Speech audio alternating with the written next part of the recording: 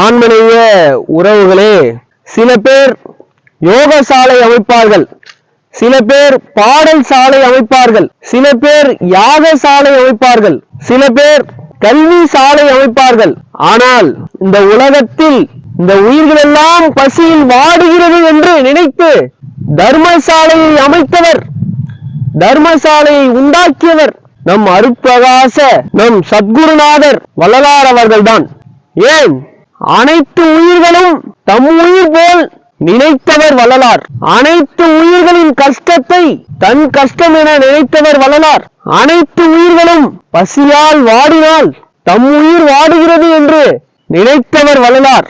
ஏன் அனைத்து உயிர்களையும் தம் உயிர் போல் நேசித்து காதலித்தவர் வள்ளலார். அதனால் தர்மசாலையை அமைத்தார். யாரெல்லாம் உலக உயிர்களின் கஷ்டத்தை போக்குகிறார்களோ, ஜீவராசியின் துன்பத்தை துடைக்கிறார்களோ, யாரெல்லாம் உயிர்களின் கஷ்டத்தை தம் கஷ்டம் என நினைத்து வாடுகிறார்களோ, அந்த கஷ்டத்தை தீர்க்கிறார்களோ, யாரெல்லாம் உயிர்களின் பசியை பார்த்து வாடுகிறார்களோ, அந்த பசியை போக்குகிறார்களோ, அவர்களெல்லாம் வாழ்வாங்கு வாழ்ந்து பிறர் உயிர்களை வாழ்வாங்கு வாழ வைத்து அவர்களின் வரலாறு, அவர்களின் பதிவு, அவர்களின் சரித்திரம், அவர்களின் சாதனை வானுரையில் வைக்கப்படும்.